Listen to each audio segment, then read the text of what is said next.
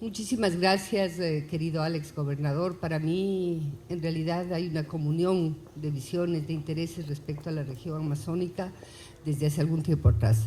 Un saludo con muchísimo respeto y consideración a los señores alcaldes, alcaldesas que ahora nos acompañan. De igual forma, a la sede, agradecerte, rector, la gentileza de recibir, como corresponde a la academia, el diálogo, la investigación, la contribución para discutir estos grandes problemas que son parte de la agenda prioritaria para el señor presidente. Efectivamente, agradecer por su tiempo también a todos los equipos que trabajan en la institución de forma consistente para ofrecerle al país resultados, básicamente en lo que es la protección social. Quizás una primera referencia, digamos dos referencias. La una es que la protección social es una herramienta muy importante de las políticas públicas. Cuando hablamos de protección social, estamos viendo a la persona en el ciclo de vida, de acuerdo a la edad, si es que es adulto mayor, si es que es una persona pequeña. Hay ciertas condiciones particulares en el ciclo de vida que influyen definitivamente en la situación, en las capacidades que tiene esta persona para protegerse a sí mismo o no, por una parte.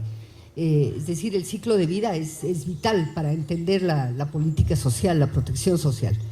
Pero también es fundamental mirar otros aspectos, además del ciclo de vida, que son estas vulnerabilidades propias de la edad y al mismo tiempo otras vulnerabilidades que están relacionadas con los ingresos que tiene la familia, la capacidad de protegerse a sí mismos. Esa es una primera consideración. Este es el concepto de la protección social.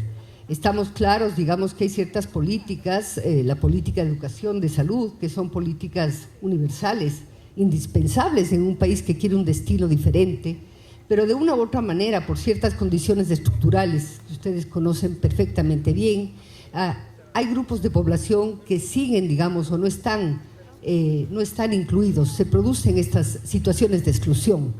Miren ustedes la combinación dramática que puede ser una mujer adulta mayor en pobreza extrema. Son ciertas características de ciertas poblaciones que afectan, digamos, las posibilidades de inclusión, la calidad de vida. Y la otra que es absolutamente central en esta reflexión es la ley orgánica, ¿no?, para la planificación integral de la circunscripción territorial especial amazónica. Como dijo el gobernador, quizás este es el momento más sensible, que, digamos, el reto mayor que tienen ustedes como autoridades públicas para efectivamente hacer de la ley un instrumento de cambio sustantivo en la Amazonía. Esta ley tiene una mirada muy clara del énfasis en la planificación y el otro elemento es la sostenibilidad. Y en ese marco hay un reconocimiento que hace el Estado ecuatoriano sobre la importancia de que esta región solucione una gran cantidad de problemas que están ahí, pero que además tienen que ver con el enorme aporte que hace esta región desde el punto de vista económico, cultural, social, a que este país haya superado muchísimas de las brechas que han hecho cambiar el país. Efectivamente, todas las actividades básicamente relacionadas con la explotación petrolera, el campo minero, son absolutamente fundamentales para el funcionamiento de la economía. Y es una viejísima aspiración que tiene la Amazonía, viene discutiendo, como dijo el gobernador, ya más de 30 años, mucho más sobre la necesidad de una respuesta consistente, tanto en lo que es la institucionalidad como en lo que es el presupuesto y la capacidad de respuesta. De manera que, cumpliendo estos dos elementos fundamentales, tanto la protección social como un instrumento básico para generar las desigualdades, para trabajar las desigualdades, para generar la inclusión, como este otro concepto vital que es esta ley que definitivamente va a cambiar las metas fundamentales de la política social, de la política pública en la Amazonía. El espíritu de la ley, como ya señaló el gobernador, tiene que ver con una corresponsabilidad creciente, sustantiva de los gobiernos locales y del gobierno central. La discusión, queridos alcaldes, querido gobernador, Julia, en buena parte está en cuáles son las prioridades que ustedes se proponen. Yo quería por eso traer algunos datos que son fundamentales respecto a estas inequidades. La región amazónica es una región que tiene, como se diría, un desempeño menor que el resto del país. De alguna manera, la región, ahí tienen algunos indicadores sobre pobreza y pobreza extrema. Miren ustedes el caso del Napo, en naranja más fuerte, pobreza y pobreza extrema, el 36%. Si estamos hablando que a nivel nacional es del 38% aproximadamente, la pobreza. La pobreza extrema se sitúa en el 8. Fíjense ustedes el tema de la pobreza extrema. El clima, alcaldes. Esta Amazonía es así, bien incierta.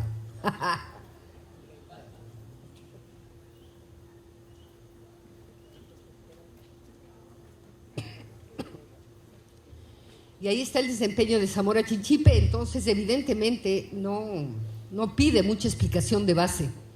Las responsabilidades que tienen los gobiernos autónomos descentralizados y el gobierno nacional en la lucha de la erradicación de la pobreza. Yo entiendo que el espacio público, la obra pública, la infraestructura es fundamental, es parte del desarrollo de las ciudades, es parte del concepto de la equidad, de la justicia, pero al mismo tiempo, además de la infraestructura, que es un tema sustantivo, principal, está también la situación de la población. Un tema central es la pobreza. Ahora, evidentemente, esa pobreza también tiene unas expresiones concretas. Si es que estamos hablando de los niños, disculpen, ya me va a pasar.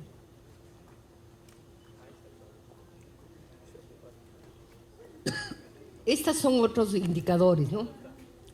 Miren ustedes el acceso al agua por red pública. Eso tiene impacto directo en la desnutrición de los niños. Nacer acá en la Amazonía define ya un proyecto de vida. Estas son las brechas que tenemos. Si a nivel nacional la cobertura es del 78%, en la Amazonía estamos hablando de un promedio del 53%. Entonces, estos son indicadores que yo creo que están dentro de sus agendas. Sin embargo, siempre es bueno volver a visibilizar. Yo entiendo que parte del trabajo de la aplicación de la ley se incorpora un consenso político, un consenso público, un consenso social de demandas. De mañana decía yo en la radio a un señor entrevistador, uno de los más graves problemas que hay para construir el capital humano, lo que se llama el desarrollo humano de la población, es la inversión en la infancia más temprana. Ahí, digamos, los temas de acceso al agua segura tienen incidencia directa en la desnutrición. Ahí miren ese indicador, sin embargo hay cantones en la Amazonía que si el nacional, la desnutrición crónica es del 23%, estamos hablando, para ponerlo en cifras, entre 2 y 3 de cada 10 niños en este país menores de 5 años tiene una talla menor para la edad, pero eso tiene que ver con el desarrollo cerebral, con las capacidades posteriores que vamos a tener para el empleo, para la capacidad del desarrollo, para el aporte, etcétera. Entonces, el acceso al agua, el tema de la desnutrición crónica, he visto algunos cantones en la Amazonía, he estado sentada con las madres de familia y les digo, miren ustedes, aquí 5 de cada 10 niños tienen un futuro ya comprometido. Entonces, si realmente queremos trabajar el desarrollo sustentable, si realmente queremos cumplir, digamos, con esos factores de inclusión, de inequidad, que luego van a tener rostros concretos, rostros de niños, van a tener rostros de mujeres, van a tener rostros de adultos mayores. Nosotros necesitamos trabajar, digamos, pensamos, queremos proponer el diálogo, la conversación abierta y sincera sobre cuáles son esas prioridades, esos temas fundamentales que tiene que tratar este Consejo, que tiene que ordenar la planificación y el cierre de las brechas. Fíjense ustedes todo lo que viene que ver, necesidades básicas insatisfechas. Casi estamos duplicando el indicador nacional. Significa, cuando decimos necesidades básicas insatisfechas, NBI, que porque nos encantan los acrónimos, nadie nos entiende, ¿qué significa? Significa que las personas no pueden ejercer sus derechos básicos a la educación, a la salud, que la habitación donde están las viviendas son precarias, que no hay condiciones Entonces, asimismo, si vemos la asistencia profesional en el parto, todavía estamos con una brecha importante. Los niños tienen que nacer seguros, las madres tienen que concluir, digamos, los embarazos y el parto en las mejores condiciones. Hay que luchar contra la muerte materna. Igualmente la matrícula, ¿no? Yo creo que esto es un tema fundamental. O sea, yo creo que ya nadie discute, ni en nuestras familias, ni en el entorno político, ni en el entorno económico. Decir, estas son ya conversaciones que están superadas.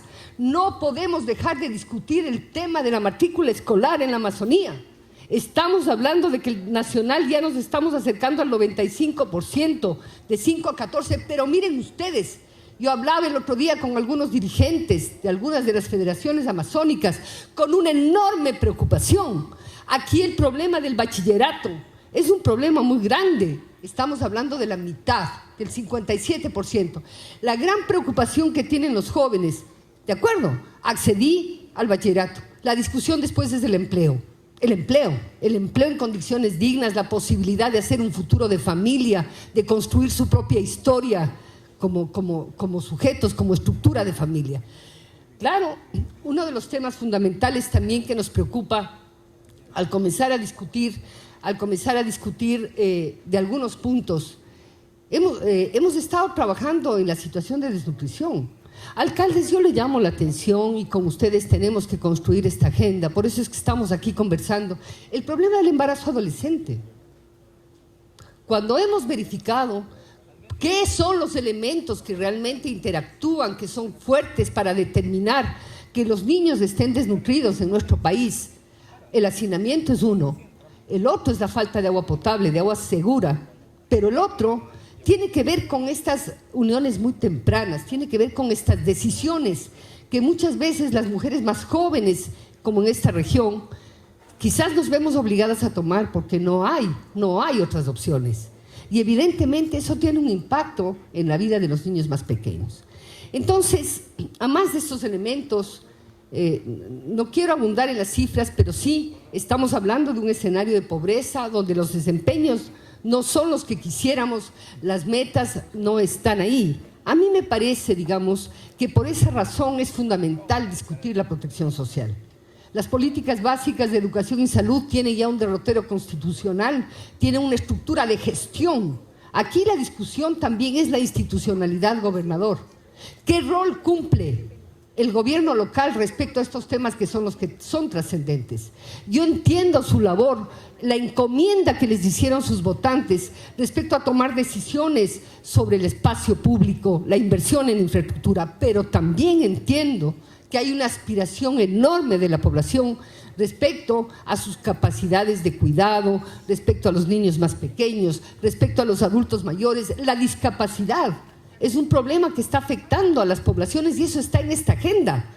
No significa que esos elementos que no son para nosotros visibles o que no tienen, digamos, por el momento un espacio en nuestra reflexión política e institucional, no significa que estemos de una deuda enorme respecto a la población en esas condiciones en la Amazonía. Probablemente uno de los temas más graves es justamente el silencio respecto a estos indicadores. El país tiene que reconocer que la Amazonía requiere una respuesta eficiente a estos problemas que son centrales. La instrumentación de la ley, la posibilidad de aplicación, invito yo a reflexionar sobre estas brechas que son las sustantivas, que van a definir la generación, el potencial de la región amazónica. Tenemos ahora el instrumento, el consenso político y social, la discusión pública, la valoración permanente de los ciudadanos respecto a estos temas principales, centrales, que tienen que ver con el cotidiano. ¿Qué hago con mi hijo desnutrido? ¿Cómo es que llega la salud? ¿Qué hago con el joven que ha terminado el bachillerato? ¿Cómo aseguro la inclusión educativa de todos los niños, la pertinencia cultural? ¿Cómo dialogo con los pueblos y nacionalidades?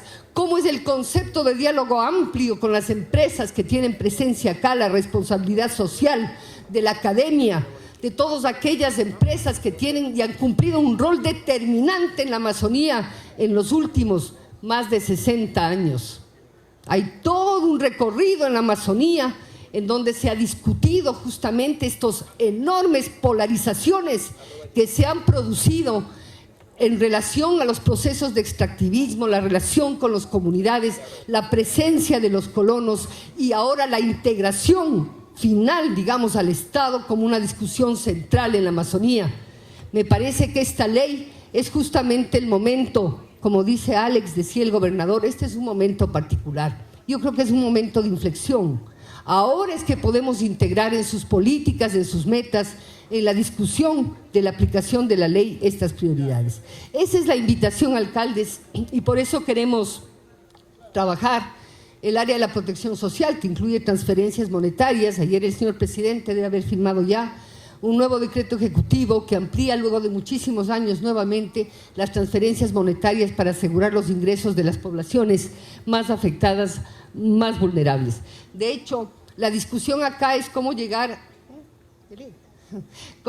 a un modelo de atención especializado con características propias. En lo que dice relación a la actuación del MIES, necesitamos reflexionar esos instrumentos con los cuales trabajamos, la discapacidad, los adultos mayores, los niños más pequeños, la discusión sobre las transferencias monetarias, el acompañamiento familiar. Necesitamos un modelo de gestión y probablemente en muchos otros aspectos de la política pública, seguramente esta ley va a proponer modelos de gestión diferentes, pertinentes, eficientes, capaces de integrar no solamente estas demandas que hemos señalado, sino también esta pertinencia cultural que es absolutamente central en la región amazónica. La idea entonces es tener esta oportunidad y además en los próximos meses, en el mes de octubre, porque fíjense, perdónenme, que esta reflexión no es solamente una reflexión que ustedes tienen, que a ustedes les preocupa acá en el Ecuador. Hay países que comparten la cuenca amazónica y que efectivamente en el caso de Perú y Chile, Perú y Colombia, disculpen, Chile, no. Colombia, Perú y Ecuador comparten esta cuenca y hay una enorme preocupación. Vamos a tener en el mes de octubre, y parte de es una discusión preparatoria del seminario panamazónico, gobernador. Vamos a tener a los ministros de Desarrollo Social de esta cuenca amazónica discutiendo estas innovaciones, discutiendo esta pertinencia. Finalmente quisiera decir, ya no tengo tos, ya voy a parar, pero finalmente quisiera decir que parte de los resultados visibles de esta ley es justamente esta presencia ahora aquí. Ahora es cuando van a venir los señores ministros, ahora es cuando va a venir el gobierno central para discutir con ustedes cómo es que trabajamos, porque la ley es así como se establece la corresponsabilidad de los distintos niveles de gobierno. Entonces yo creo que parte justamente ya de los resultados de esta ley, de esta norma, es comenzar ya también a aportar desde el punto de vista de la política pública nacional, comenzar a articular una discusión sustantiva sobre ese modelo de gestión, sobre estas prioridades públicas y sobre estos retos enormes que tienen que ver con las condiciones, con los derechos humanos que deben protegerse prioritariamente. Así es que les invito desde ya al seminario panamazónico que tendremos en el mes de octubre, pero al mismo tiempo para nosotros es un motivo de enorme alegría y un privilegio poder compartir este foro con ustedes. Muchísimas gracias. El gobierno de todos.